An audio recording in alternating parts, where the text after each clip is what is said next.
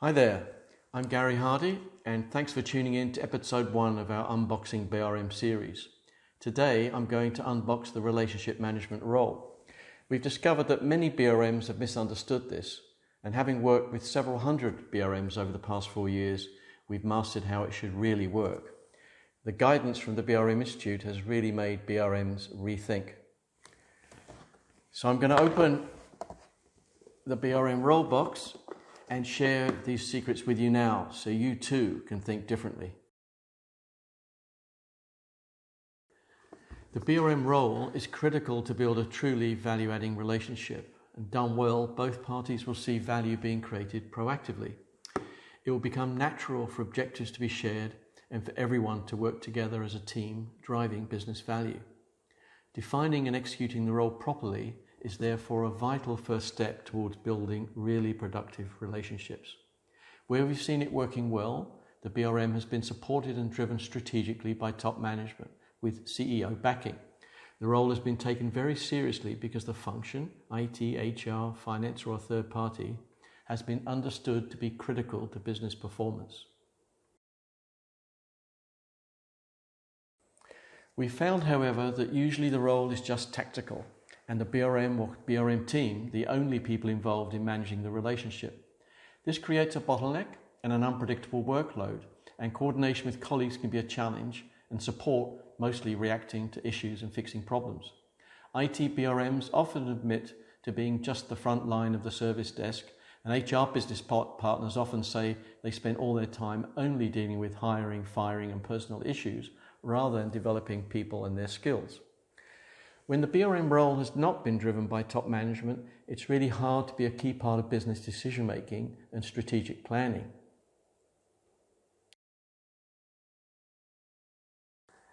Understanding that the BRM is not a single point of contact is vital to getting this right. The BRM Institute understand this, which is why they are disrupting traditional BRM approaches. The BRM is a single point of focus, intelligently facilitating interaction and collaboration between functions based on shared objectives. Where necessary, he or she will help others to get the right things done by showing them the path to follow and the tools to use. The successful BRM avoids fixing problems by enabling others to do so. Even better, the BRM proactively prevents problems and drives a right first-time results. The BRM is also not the only role in the relationship. Everyone in the relationship has a role to play.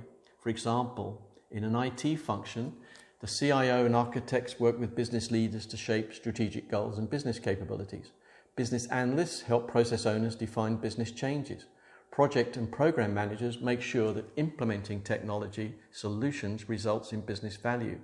And service managers make sure business operations are reliable and secure. All these roles need to act together in a consistent and coordinated way for the overall relationship to be managed properly. So all these roles could be called part-time BRMs, and it's not a one-sided relationship. Business executives and process owners also have a role in working with providers to shape and agree requirements and drive successful results. In the best BRM examples, the business execs and the CEO are driving BRM as a collaborative business model with all their key providers, internal as well as external. The BRM has become the man in the middle, partnering with several roles and functions. So to summarize, the BRM is a single point of focus, a facilitator, the magic in the middle, the one who connects, orchestrates and navigates and partners with all the role players. The BRM helps needs and goals to be expressed and develops partnering relationships. The BRM is obsessed with creation of value and is sensitive to people's needs, wants and constraints. The BRM success is usually measured by the success of others. The BRM has what our EQ expert calls personal intelligence. That is an ability to intelligently do the job, but with high levels of social awareness. This is also why the Institute describes BRM as an art and a science.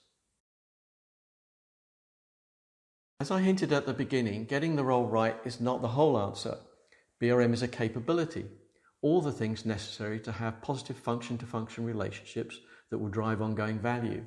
It includes some disciplines that are very important and that everyone must follow, and probably some new skills and competencies, and above all, a different culture.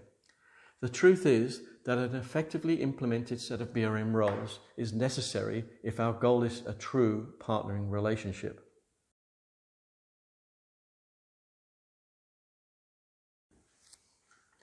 Getting the role right will be a game changer, resulting in genuine business relationship management capability. This is the real goal, not just creating BRM roles.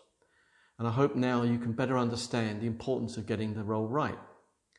I'll be unboxing the BRM capability in episode number 8 of this series. Now please complete our self-assessment survey in the link below to compare how your current role shapes up to what the Institute would expect if you were acting as a true BRM.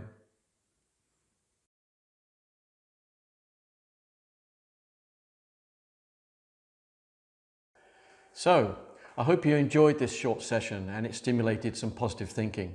In the next episode, Alex Jacobson will be unboxing BRM and external partners.